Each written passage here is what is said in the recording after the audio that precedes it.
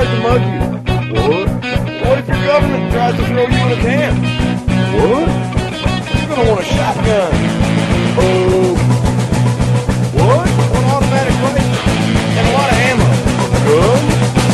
Yeah, good. We're all set to riot. Buy a gun before you lose your Second Amendment. Buy a gun.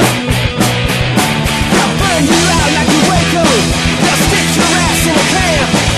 Jackbooted cops in riot gear, gonna kick your ass and laugh. The revolution is on its way. Better lock and load your AK. Buy a gun, buy a gun, buy a gun, buy a gun, buy a gun, buy a gun, buy a gun before you wish you bought a gun. Buy a gun, buy a gun, buy a gun, buy a gun, buy a gun, buy a gun before you wish you bought a gun.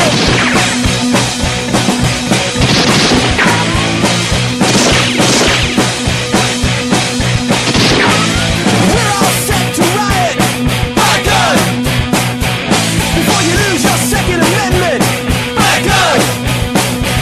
They gave your money to the banksters. They stole your pension fund. It's time that we took to the streets. It's time we had our turn. A revolution is on its way, and the founding fathers would say, buy a gun, buy a gun, buy a gun, buy a gun, buy a gun, buy a gun, buy a gun before you wish you bought a gun. Buy a gun, buy a gun, buy a gun, buy a gun, buy a gun, buy a gun before you wish you bought a gun.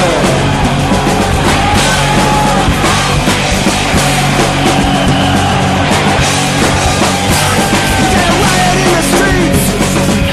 Revolution's not clean and neat. You gotta riot in the streets. Revolution's not clean and neat. You gotta drag them through the streets. Riot in the streets. Put on your pussy hats. Riot in the streets. Resist.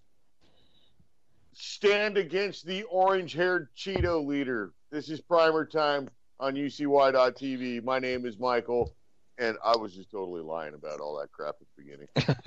Yeah. Good evening. I'm Nicholas, and I'm happy that I don't have the problem with eating too much carotene in my diet. You are not an orange American. No, that's certainly not. And on an interesting note, I was told that I was too light-skinned to be Hispanic today. Dude, who the fuck said that to you, and why? Well, so it's interesting that I for the first time in probably about 23 You're years. supposed to look like you're from Guatemala or something. Well, apparently, like I said, this might as well have been. Sombrero? Were you wearing your issued sombrero? This might as well have been like Rwanda circa 1994, and apparently I was the less darker of the two, and therefore I could not possibly have faced any discrimination growing up. What the fuck? All right, whatever. Yeah, I mean, this actually came to me from a captain who is serving in our United States Army, who told me that she did not believe that I could have possibly faced any level of discrimination because of the color of my skin. You know what? What the fuck is her problem anyway? What does the amount of discrimination that you may or may have not faced in your life? What does that have to do with the price of rice in China? Why you got to bring the Chinese into this, man? Right, because there's billions of them, and and almost 2 billion of them, and I'm sure that that's this basically it came out of a conversation where I said that institutional poverty is a choice and it's not a condition. It is an individual decision to live off the backs of those working harder than you with a decency to contribute to your social status. And then I got told, well, you couldn't possibly have gone through the same thing. And to which I said, who the fuck are you? And how the fuck do you know what I've gone through in my life to tell me such bullshit? You know what? Let me just give it to you this way. When a sergeant first class in the Army tells a captain, shut the fuck up, you know that you have crossed the line. And that sergeant first class is getting ready to take you outside, skull drag you, beat the piss out of you, and make a necklace out of your own teeth. This is... How long has this captain been in for? Oh, she's been in for probably as equally amount of time as I have, so probably 22, 23 years. But what it just reinforced to me was basically it's all about the color, and black guns matter. black guns matter, and yeah, I got a feeling that they're going to matter quite a bit more in the future. Speaking of black guns, let's talk about the John Brown Gun Club in Phoenix, and they've got a couple different chapters. There's one in Houston, there's one in Austin, I believe there's one in Denver. There's one in Baton Rouge. I think that's got like 6 members in it, and it came up overnight. And it's also been tweeted out by D. Ray McKesson or whatever the Black Lives Matter guy is. John Brown was an abolitionist and a violent abolitionist, and you know he could be considered the modern day equivalent of a terrorist.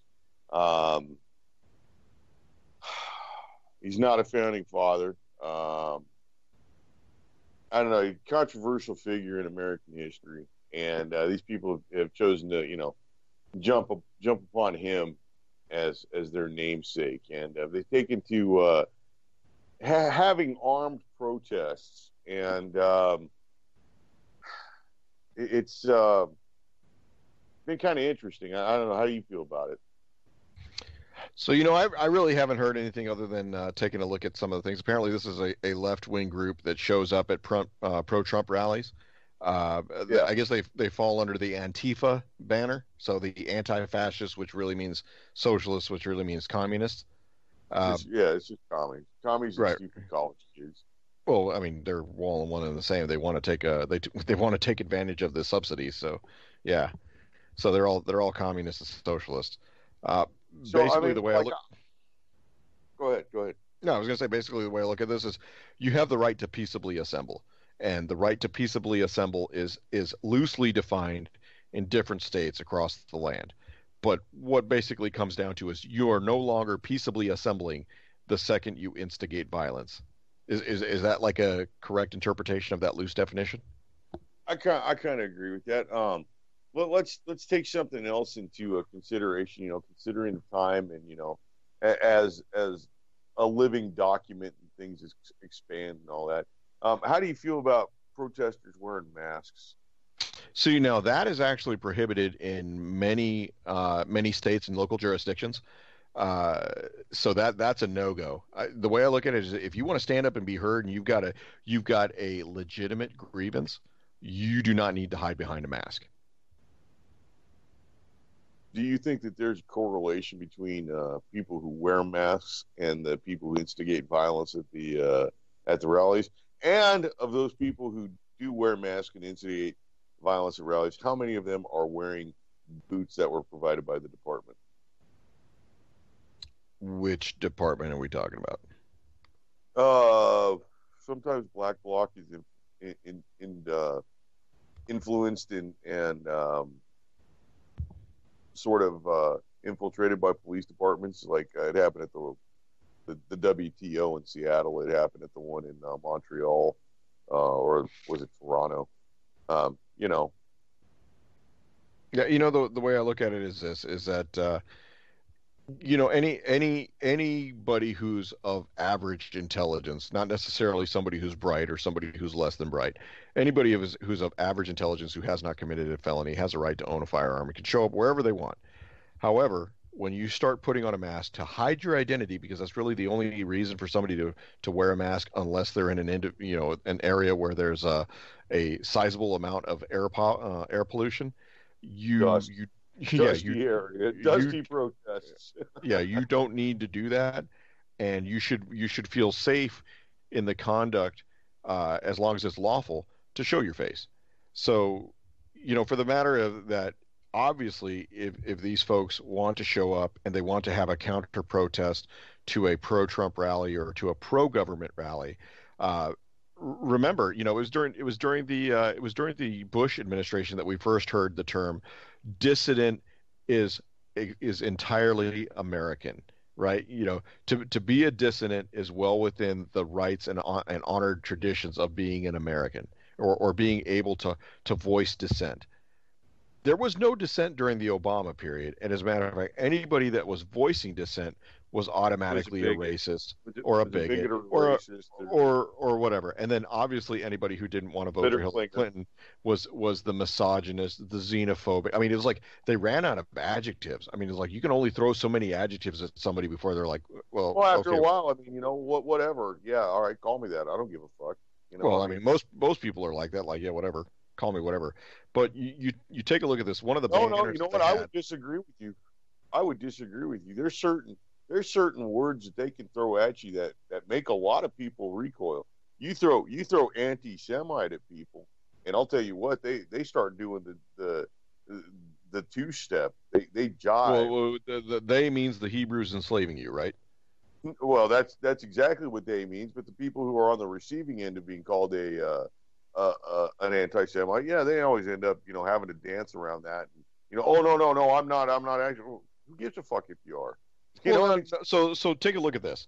Looking at the banner of what the John Brown Phoenix Gun Club says is liberty for all working people. So right off the bat, this is class warfare, class struggle, which is part and parcel to the Communist Manifesto. I mean, I think we can agree on that, right?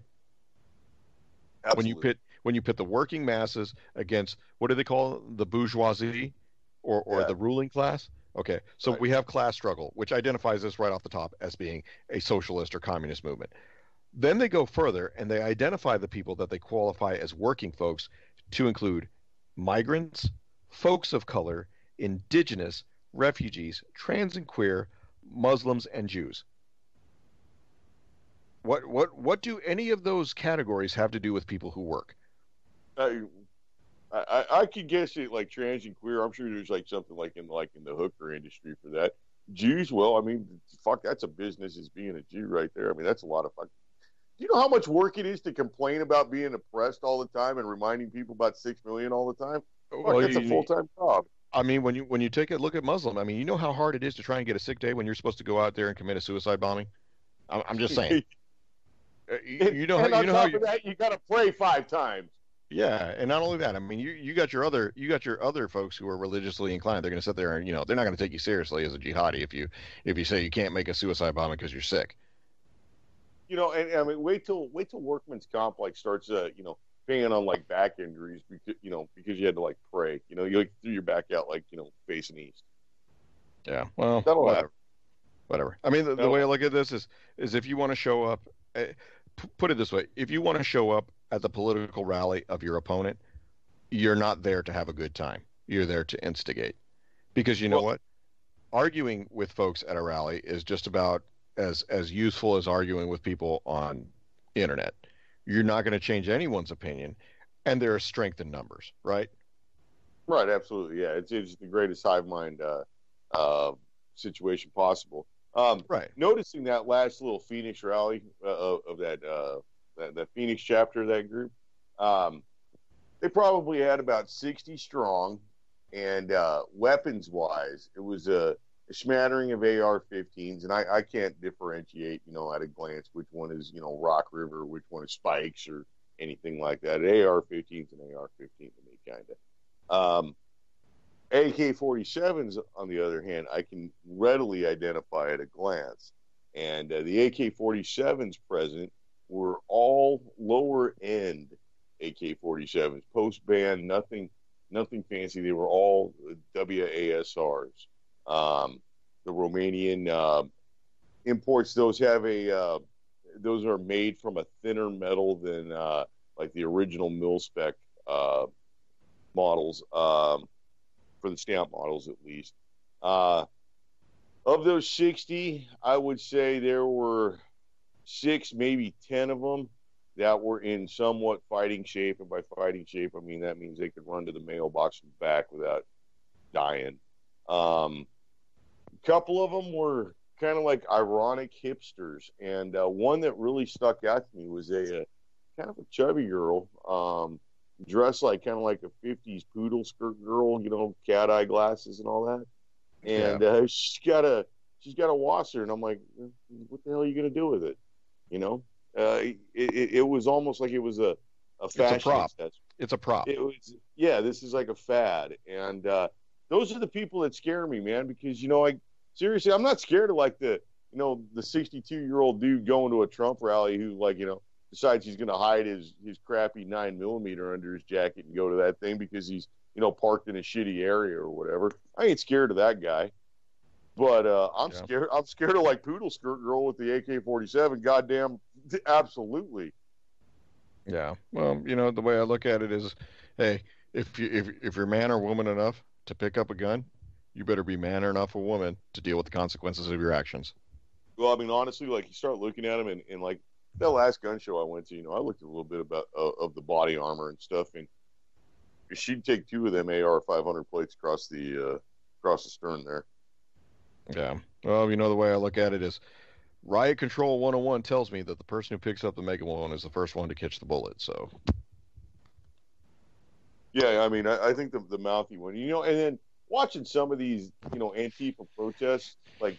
So don't call them Antifa. What are they? They're communists. They're communists. There you go. Don't rationalize like they do. Right. Call them Okay. for what they are. I was giving them the name that they call themselves, but they call themselves as a euphemism. Right. Well, they use it as a throwback to something from the late '60s. But they ain't the same people or anything.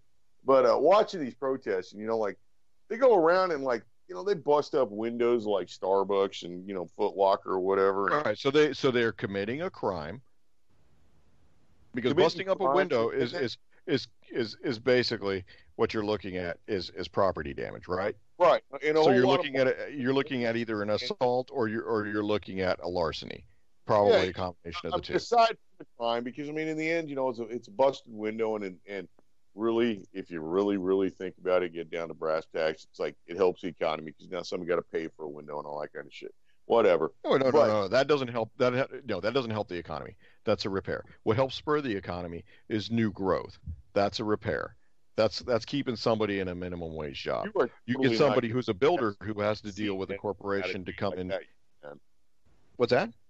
You're not getting a guest spot on CNN with an attitude like that. No, according to Ted Koppel, that will not air. I saw that. And you know what? I hate Sean Hannity, but I wish I could see that interview. Oh yeah. So, I mean, that's just the way it is. There's a narrative, and if you don't follow the script, you won't catch your time. I watch these protests, and honestly, like, they've got poor tactics. Like, if they're really like I guess they're adapting their tactics to like fit the situation. But if I was like angry at these communist guys, like in a bad way, and I could like find like 3 other dudes who felt the same way as me, and we all had why wouldn't you be angry at these communist guys? I mean, you yourself would know that what communism does to people. I understand completely, but what I'm saying is, 4 guys can take care of that rally and not kill anybody. I mean, seriously, think about it. You got 4 guys, 22 rifles. You take out 4 or 5 kneecaps. You put a couple in a couple guts. You don't kill anybody. You just put them down, make them scream. I bet you that flush right up, and I bet you they never come back. Yeah, see, that's one of those things. The way I look at it is I am not pulling anything that launches a projectile at a very high rate of speed unless I've been justified in doing so. Well, I'm saying, but at this point, I think we're on the verge of where people are feeling justified, and we're definitely seeing it from the left. I mean, the narrative of a billion hate crimes this week and counting. So let me get this straight. So when it comes to losing an election, and according to Obama, elections have consequences, right? No, don't we all see that? You want to talk about an inconvenient truth? There's an Al Gore reference for you.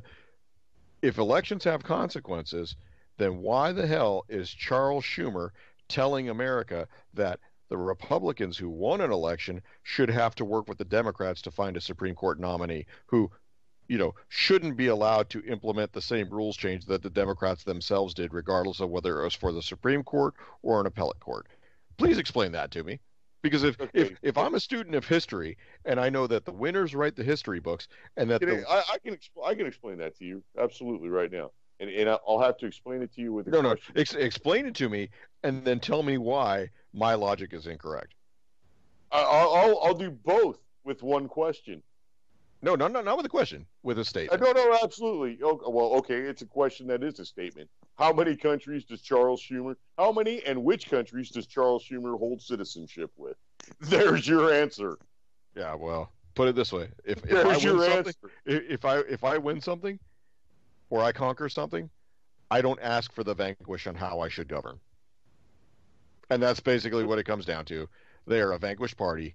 They have been factionalized, and not only that, they're a party that only exists around large bodies of water. What do you think about Tom Perez? Oh, you talk about Donald Trump being unhinged. I think you can call somebody unhinged who says something that Donald Trump did not win the election. Maybe Tom Perez was a victim of Russian hacking. Well, not only that, but I mean, he fired every DNC staffer. So what does that tell you? He doesn't like losers either. That tells me like a Stalinist purge is what that tells me. Exactly. He doesn't like losers. New guard. Every single one of those people that was in that Democratic National Committee up until that point was a loser.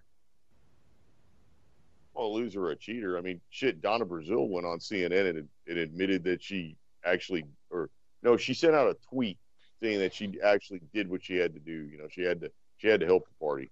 Yeah, she did, of course, because she was a good soldier, right? Good soldier for the Democratic National Committee. Never mind the fact that she was cheating her ass off. It looks like the Democratic National Committee's got a whole bunch of good soldiers. I mean, never mind that the Russians got the biggest soldier in the room, you know. But what do you do? Okay, so let's see. Let's see. Let's go back on that. Let's go with Miss Farkas and let's go with Miss Rice. You know, right? So let's talk about those two soldiers. Yeah, so those may or may not have anything to do with Russia. Let's get that out there. But what they do have everything to do with is the fact that we have a program that was instituted to capture information regarding foreign agents who were attempting to operate within the United States, right? And part of that program is to do something called mask U.S. persons' information and data. You remember that whole thing about metadata and what metadata is and what it isn't, and how metadata can't be used to personally identify anybody? Well, now we know that's a load of shit. We know it's a load of shit because if one person, namely Susan Rice, goes to a FISA court to request an unmasking of an individual who is a U.S. person who is protected by our Constitution, whether it be Donald Trump, whether it be Michael Flynn, whether it be anybody in his incoming or campaign administration, if you are a U.S. person, you have a reasonable expectation to a certain amount of privacy which prevents you from being surveilled in this country. That is fact. And if her, as a national security advisor, requested somebody to be unmasked, and that individual's identity was later exposed to the public, we have a legal precedent for putting people in jail. Look at Valerie Plame at the CIA and look at Scooter Libby going to jail. I completely agree. I think the media spin about the media Trump is complicit in this. The media is the enemy. The media is the Donald enemy. Trump said that. Donald Trump said that. The media is the enemy of the people. And now all of a sudden, the Washington Post puts up a banner that says democracy dies in the dark. Okay, but they didn't say shit about the democracy that was in bed with the dictator. Well, not only that, but all right, so it gets into the the new media versus the old media and shit. But this story about Susan Rice was legitimately broke by what's called an alt-right journalist, Mike Cernovich, who just like fucking 5 days earlier had been on CNN, and Scott Pelley had like made him like agent number one of fake news. And to be honest with you, he kind of like embarrassed Scott Pelley in his interview. And no matter how you like edited it out, you look at Scott Pelley and like, this dude kicked your ass. But whatever. But this is the guy who broke the Susan Rice story. But on top of that, he broke that journalism dies in the dark. One of their reporters had been sitting on that story for 4 days. Yeah, of course. And wouldn't push. I mean, is that any different? Is that any different to the campaign where a Washington or was it New York Times or Washington Post reporter went back to John Podesta and said, "Hey, I want you to take a look at my article that I'm getting ready to write because I wouldn't want to write something that goes against what your campaign says, and please don't tell my editors that I gave you this leeway." I have no recollection, Senator. I was at a, You sound like you're doing the Potomac two-step. I was at a pizza party having walnut sauce with my hot dogs. There you go. Yeah, There you yeah, go. yeah. Yeah. Isn't that? Yeah, I'll tell you what. We're in an interesting time. We're being run by well, I don't even know if we're being actually like guided by Trump at this point. I have a feeling that I truly feel we're kind of in the middle of a civil war right now. I think there's the culture war. There's no civil war because nobody's dying yet. Well, not yet, but I mean, So there can't be a civil war. You can be a culture war all day long. Nobody's dying yet, just people's ideas. I got a feeling that it could be not too far from actual people dying. See, I think it is because you know what? You know why I say it? Because people lack the conviction to do something, and only when people have that conviction to do something will you see stuff. And whether good, bad, or indifferent, people that have conviction go out and do stuff that most of us sit there and take a look back and say, that was probably not a good idea. Take a look at Timothy McVeigh. He had conviction. Probably not a good idea. Well, let's go with somebody with less high and mighty morals than Timothy McVeigh. Hold on. Let's talk about the difference between conviction and morals, because you can have convictions all day long, but morals are not something that is transferable from one person to another. Exactly. That's why I'm saying that he had his own morals and he acted of his own moral accord. So, right. Let's go with somebody who has to act of their own moral accord that we would view different in our eyes. Let's go with the stereotypical Jose who got to rob the corner store to get a loaf of bread. Yeah. I mean, how does he fit wrong? in? Wrong is wrong. I don't do negative math where two wrongs equal a right. Wrong is wrong. All right. I mean, because basically what it comes down to is the question is, do you justify somebody who does a wrong for the right reasons versus somebody who does a wrong for personal profit? No. The answer is wrong is wrong. There's a greater external influence. No. It doesn't. In the eyes of the law, which is supposed to be blind, wrong is wrong. But the eyes of the law are completely different than the arm of the law. But we're not talking about the arm of the law. We're not talking about the enforcement option. We have about the judgment. We have to, because people operate within the arm. They will get away with whatever. People do. The people who are willing to follow the law operate within the law. The people who don't have a concern for the consequences operate outside of the law. Do you think it's just consequences, or do you think that there's also what is Michael? Think about it this way: when you were a kid, what was the one thing that kept you from doing something that was deemed bad?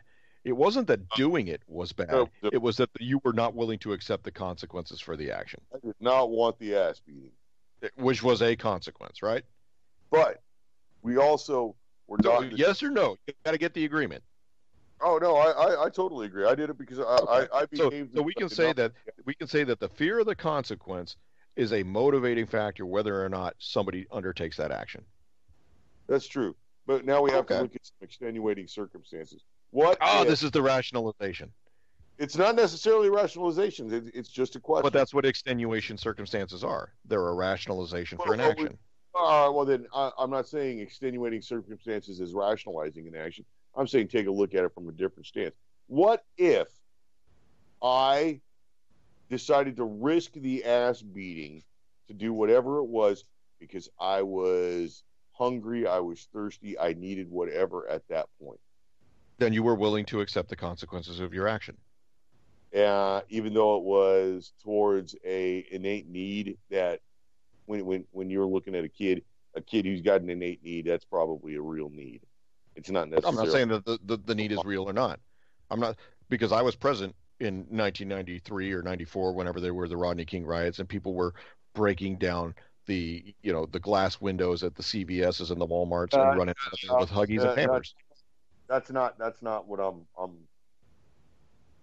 that's not what I'm getting at. I'm saying I'm more looking at the extreme hand coming down, and basically because I think that I think our economy is kind of getting ready to crumble. What do you have that supports your concern for that? What do I have that supports my concern for the economy getting ready to crumble? Right. Yeah. I mean, what do you have that tells you that that's more likely than less likely?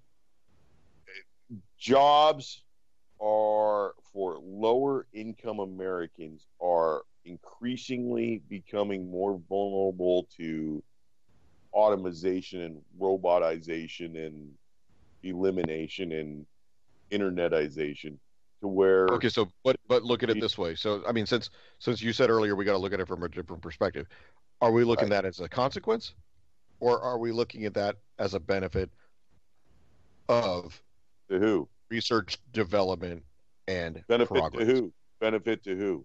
It doesn't matter who it's a benefit to. I mean, Absolutely. you can look at a glass as half full or half empty. If The way I look at it is if you tell me that widget X can now be crafted by a machine or a 3D printer without the use of so and so, working behind the widget machine, is that progress? A person can logically argue, yes, because we've automated the process, and yet that's fine. another person can argue no, because we removed somebody's livelihood. That's fine that widget X is now made by a machine. I agree with that. But widget X needs to be put in a box and taken to the post office and mailed to the customer by Joe Bob. Not necessarily. That is automated now. Right. Now, where does Joe Bob and his money go? Joe Bob no longer receives that money for that job. Does Joe Bob now get to go to Taco Bell? Joe Bob, what Joe Bob gets to do, Joe Bob gets to a crossroads. And that crossroads is Joe Bob has to look at his situation, make a logical determination about what his finances are and what his job prospects are, coupled with and divided from his ability to have the wherewithal to either find a new source of employment or make himself a marketable asset to the job community. I mean, looking at it on its face, Joe Bob has got 3 kids and a wife who, has a medical condition. What if Joe Bob is 65 years old? Joe Bob is 15 years off of being no longer useful under the Affordable Care Act. He is surplus flesh. Joe Bob has lived a very good life, and he's got 10 years till he hits life expectancy, and Joe Bob better make the most out of it. I mean, it's not pretty. Hey, nobody said it was going to be easy, but I'll tell you what, when the CEO of McDonald's says that if you want $15 minimum wage, you're going to get kiosks that take your order at McDonald's. Those counter jobs, those are gone. And that's a consequence for people wanting $15 an hour minimum wage. Well, I'm kind of split on the minimum wage thing, because honestly, minimum wage is a joke. And you can't make minimum wage. You can't make any kind of like comparison between like the buying power it had. Who are you telling, man? Who are you telling? If it not for the most subsidized military force in the world, dude, I wouldn't be at or near the poverty line, if you know what I mean. No, I totally understand, but you're at the poverty line, but I mean, you got food at your house and you got a truck, and shit's gonna be okay for you tomorrow morning. Well, and again, that's because of my personal decisions. Absolutely, I agree with you 100%. But not everybody makes that same personal decision, and I'm not degrading your personal decision. No. But you bring up a valid point, because, like you said, not everybody makes that decision, but everybody has the choice to make the decision. Let's not everybody gets that chance to make that choice either. So what do you mean? Not everybody gets a choice to make that. Everybody gets a chance to make that choice. What do you mean? Clarify for me so that I can make sure that I'm on the playing field. I don't think everybody gets a chance to make the same choice that you made. What? Okay, I'm trying to follow you, because I'm trying to see if there's a difference between individual choice and circumstances which you have taken which lead you to an alternative outcome that you don't like. Well, there's a great big difference between that. I think your situation is individual steps you've taken to give you to an outcome, but then there's also like the individual choice that you're trying to conflate with that. I think those two things are completely different. Okay, so you have in this country since probably 1865 the right to be free white and 21 as well as free black and 21, yes? Yeah, something like that. I mean, more or less, right? Yeah, well, maybe a couple years after that, because I mean, if you really like get into No, I mean, according to the Gettysburg Address, you know. Oh yeah. 40 acres, a mule, weave, and nails. Yeah. Okay. Yep. So everybody pretty much has the same opportunity in this country because I don't really remember anybody being taken to the cotton fields against their will and being forced to harvest, right? Not unless you get like a DUI in Louisiana or you get caught in Louisiana or Mississippi. Yeah, God forbid, right? Okay, so Jesus Christ, you people better behave down there. God forbid, and barring that happening, pretty much have the opportunity to get 12 years of education on the government dime, because last time I checked, the only thing that a parent has to pay for in public education is a box of Kleenex every year and a box of markers and maybe a couple pencils, right? I think it's changed significantly since you and I were in school, and I know you've got kids in school now, but I think it varies. But yeah, I mean, the cost is minimal. Yeah, the cost is negligible. Okay, so at some point, parents of Malcolm X have the determination and the choices to whether or not they send their kid to, Grove Center Elementary. Shout out to Covina, California. What up? Yep. And or if they want to send them to the Sidwell Friends School, right? Well, what's the price difference between? No. Regardless of price, we have something called school choice now, right? We have school vouchers now, right? That's a product. All right. So do you think, as a resident of the Grove Center Elementary school district alumni, shit, I graduated. All right. So as a resident of that area, capable of sending your child there, do you think that you are going to actually be able to send your child to Sidwell Friends School on a voucher? Based on whether or not it's available in your area, and that school has the availability to take you, I believe that's all that matters. Now, okay, are you going to be set up for success? Now, listen here. Okay, no, wait up. Wait up. You can't wait me out. I waited you out. You can't do that. You said something important. You said availability. All right. So, Sidwell Friends is a private school. These are rich motherfuckers who get $45,000 a month or whatever it is for tuition for their kid to learn how to finger paint. All right. Right. Okay. Got that. I got that. There's a cost involved. So there's not a cost involved. They are a private entity. Are they? No. There is a cost involved for anybody who's not using a voucher. But there's a cost. Entity. They are a private entity. Are they? Right. So they are a for-profit entity. Are they private? Private is synonymous with for-profit. Are they forced to take the voucher? I believe as long as they don't have a religious exemption, and like I said, I may be wrong, so don't quote this as gospel. But I believe that as long as they receive some kind of federal funding, they are required to accept the voucher. So that's a byproduct. The only way to take the voucher is to take zero federal funding. Exactly. That's the only way you get out of that. Yeah, I would almost bet dollars they take not a dime of federal money. If they're smart. If you're an administrator and you want to keep your school set to a certain clientele, you'd be smart not to take a federal dollar, because what you do is you've just relinquished control of your student population and you've opened it up to anybody that you want.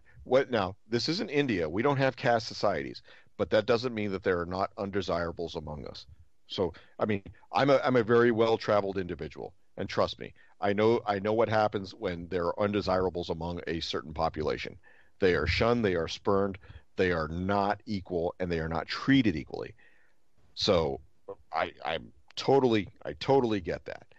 Now, the difference is that when you relinquish control of your son or daughter and you send them to a public school, You are accepting the fact that you as a parent are no longer in control of the curriculum that they will receive, and that is going to come from a school board all the way up to a federal level education department who specifies this is exactly what your child will learn, and you will get in line or you will take your kid out of that school. And if you take your kid out of that school, they will be marginalized and they will have the stigma of not having attended a traditional K through 12 brick and mortar educational center.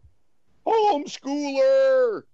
Yeah, I mean, I don't like to take a lot of sentences and turn them into a run-on paragraph, but basically that's what has to be said, is that when you send your kids to public school, and you got to remember, public school comes with all the indoctrination on its own, being fostered by the National Association of Teachers or National Education, whatever association, or teachers unions and things like that. You give up that right as a parent to say, this is what I want my children to learn. And you also give up the right, normally in most schools nowadays, to say, this is what my child is going to eat for breakfast, this is what my child is going to eat for lunch, this is what my child is going to eat for an afternoon snack. And all these things now become dependent upon your child for the state. Your child depends upon the state to provide those things, whereas the state has now become your child's parent, not you. Now, it takes a village. Oh, that is an African term, culturally appropriated by Hillary Clinton. They keep saying, like, the news keeps saying that Hillary Clinton is out of the woods and ready. Motherfucker, we should have built a wall around the woods. Seriously, if we're going to build a wall anywhere, that's where we should have built it. And in that same conversation that I got told today that I was not dark enough to be considered Hispanic, I was also told that the reason why people didn't vote for Hillary Clinton was because she was a woman. Never mind the fact that she was a horrible candidate. and dependent upon who. 65% of this country would totally get a "I hate Hillary" tattoo if you promised them a Whataburger. Yeah. Well, I'll tell you what, it's that kind of institutional thinking and that institutional mindset that has people believing the slightest mistruth that they hear and continuing to turn around and spew it to others. Because I'll tell you, probably the bulk of people that I know that didn't vote for Hillary Clinton probably believe she was a less viable candidate to be president than her opponent. And it had nothing more to do with, they looked at her on the face of her argument, and they looked at her in terms of what they actually believed she would do for the country, and they found the other candidate more appealing. Whether or not she was a woman, whether or not she was the wife of a former president, whether or not she was a former Secretary of State, Senator, and First Lady, had absolutely nothing to do with it. Now, granted, there were quite a few people who looked at her and said, this woman ought to be in jail, and no way am I going to vote for a criminal, because you know what we like in America? We like our politicians to lie to our face. But you know what? If we know that they're lying to our face and they're not honest about it, we don't want them. I'd vote for Satan if he just said, hey, look, I'm Satan, I'm really going to screw things up, and I'm going to be straight. Yeah, he's better than Hillary. Yeah, see, so I kind of might have to sit that one out. my conscience might not allow me to do that. He told the truth. Well, shit, a broken clock is right twice a day. Well, I mean, yeah, but Hillary ain't never been right. Oh, she been right.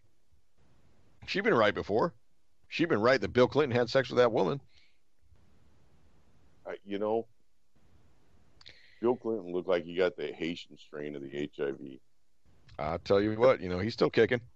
Say, and Pizzagate, whatever, Laura Silsby and Amber Alert, and yeah, it's all out there. I mean, these people. I don't know. The way that I look at this, Michael, is I look at it like this: if my ability to own a firearm is diminished by the way that my political affiliation goes, then this country's got bigger problems than what I thought. Now that's a very interesting point, right? Because just 5-6 months ago, there was the outcry, and we have to do something about gun control. And honestly, we're going to start hearing it again because they think that they've got some kind of magical power over Trump that they can start pushing back against him. But the current wisdom is look at the minorities and the oppressed classes now expressing their Second Amendment rights. And a story I saw was the African American Rifle Association, and how they've experienced a great big growth in membership, and they're somewhere near 18,000 members, and it's spiked since Trump's election and all that. And all right, so what if there's an Anglo-Saxon rifle club? Racist. Yeah, right. Yeah. Yeah. This is the same thing that I ask about every year, and I get the same look, because when I ask about why is it that the Department of Defense has a ethnic observance for everything except North European Caucasians, and specifically males, I get the look on like, why are you here to cause trouble? I think that goes against the narrative. Dominant paradigm right there. I mean, yeah. Who is this light brown skinned individual, and what is he doing? My Lord, I thought you all were supposed to be green. Oh, no. As a matter of fact, I had a very interesting conversation with a friend of the show, Oddball, and told him that if it comes down to a statement made by myself, a light brown Hispanic skinned individual, a light brown skinned Hispanic individual who has had nothing but 23 years of faithful service, Boca brother. And if the person on the opposite side of the conversation was a black lesbian transgendered, you know who's going to be wrong, right? Oh, absolutely. It ain't going to be the lesbian transgendered. Well, but all right. What's the joke? It's a vegan, an ex-smoker, and a CrossFit enthusiast walking. Oh, no. A vegan, a liberal, and a CrossFit enthusiast. Yeah. How do you know which one is which? They just tell you. Yeah, they tell you right off the bat. It's the first thing they say. And I find it the same way with the current. Are you a Trump tard? Did you vote for Drumpf? Are you one of the deplorables? Yeah, come on. I mean, so what happened? What happened to that? What happened to that period of time in America where a person's secret ballot was sacred, and everybody else had the decency to understand that you didn't ask them about their own individual, or you didn't excoriate them for their own choice, their own freedom of choice, I might add. Wait till you download the secret ballot app from Google. Yeah, exactly. Or if it's up to the Democratic National Committee to register your child for voting at birth. I shit you not. That's out there. To do it. I can't vote. I've been a Democrat since birth. Yeah. That's awesome.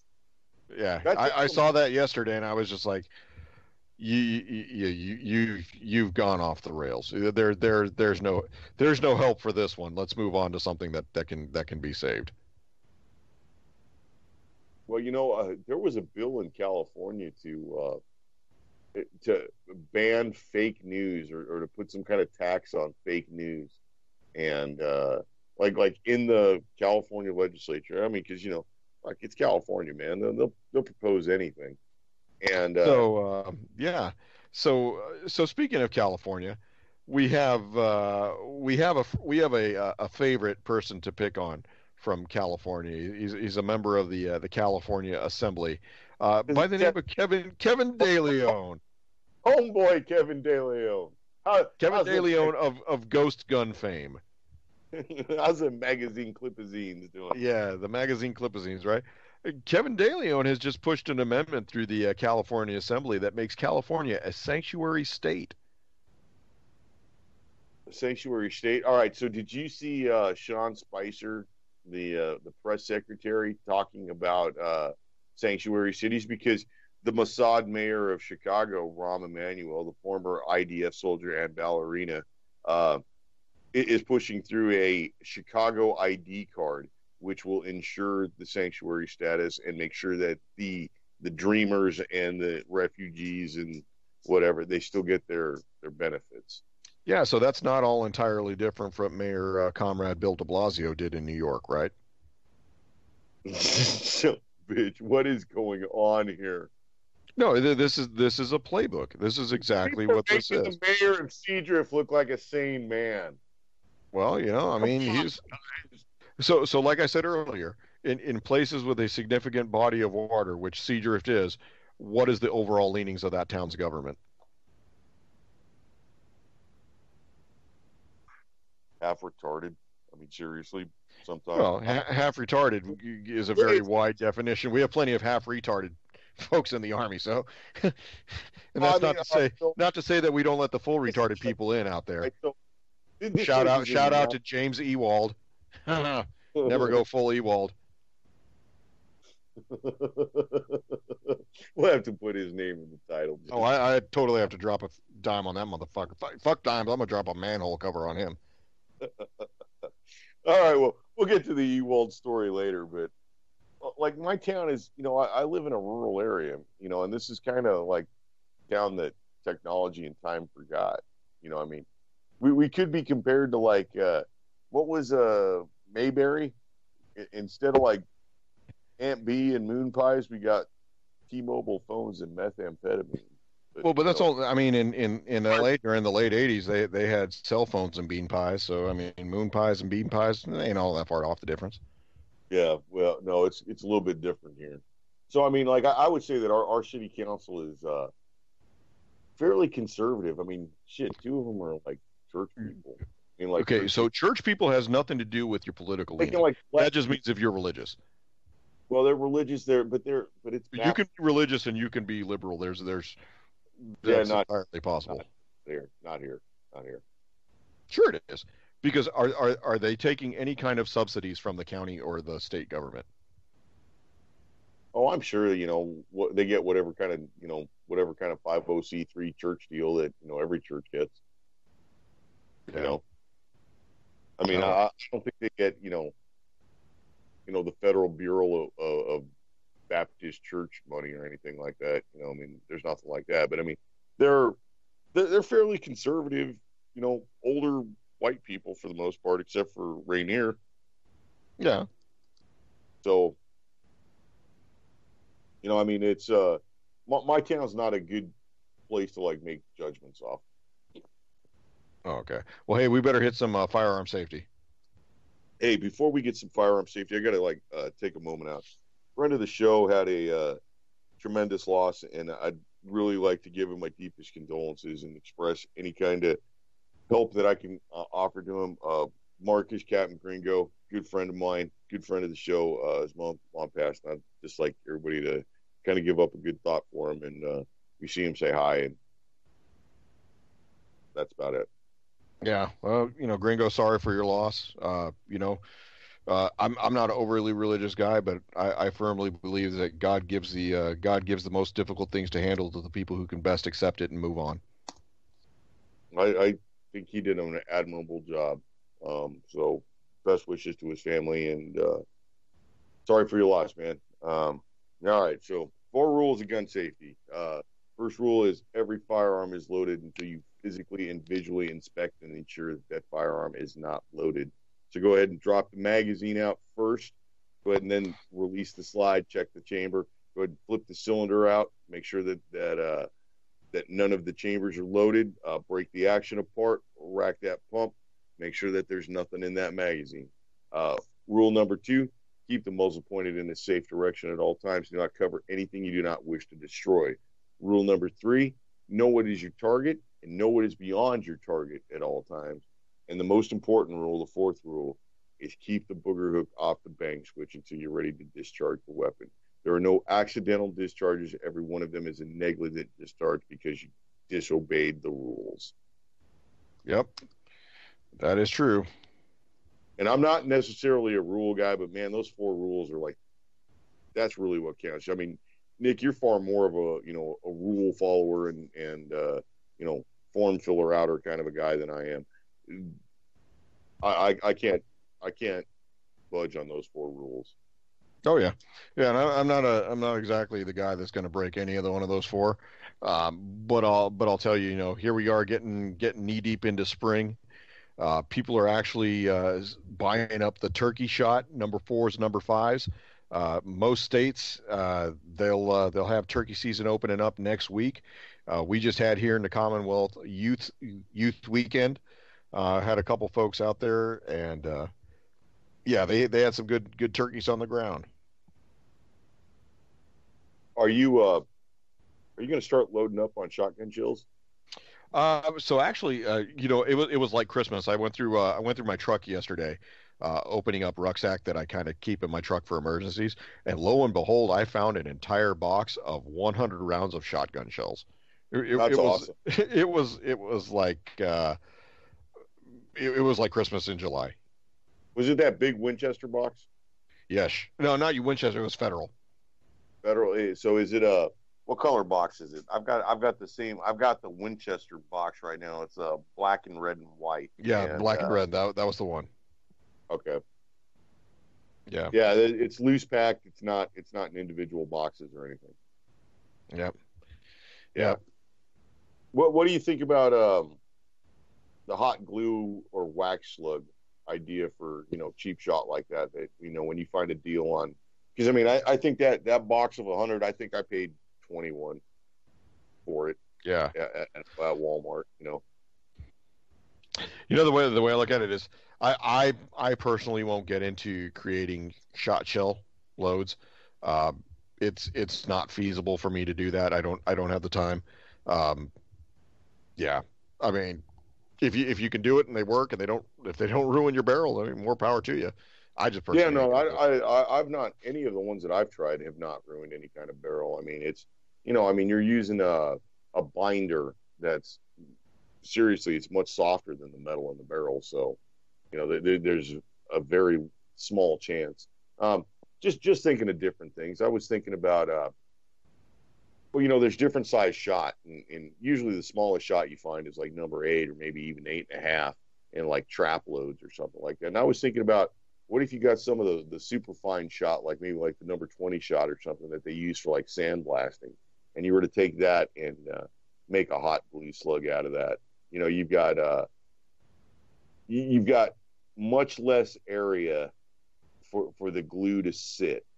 You know what I mean? You're taking up more area with metal rather than with glue.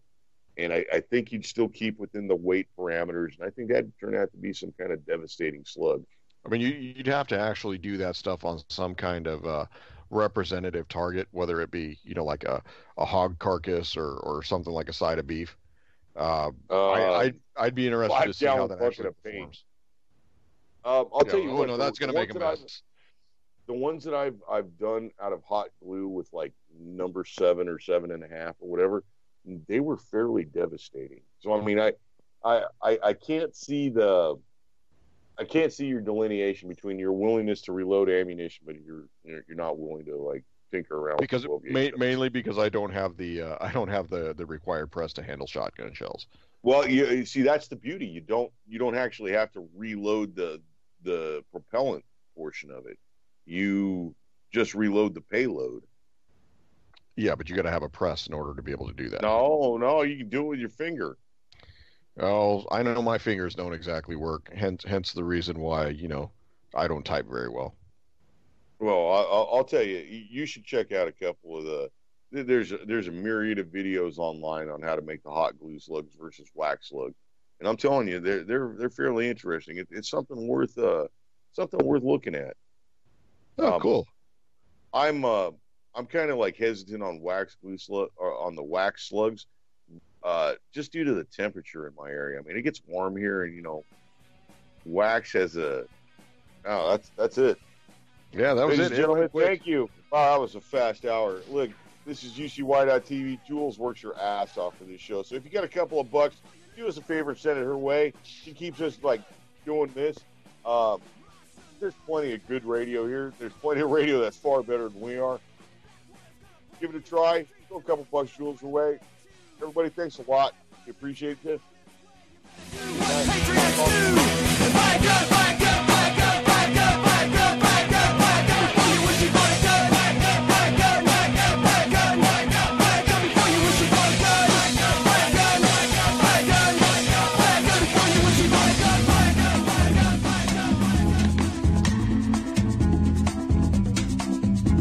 You are listening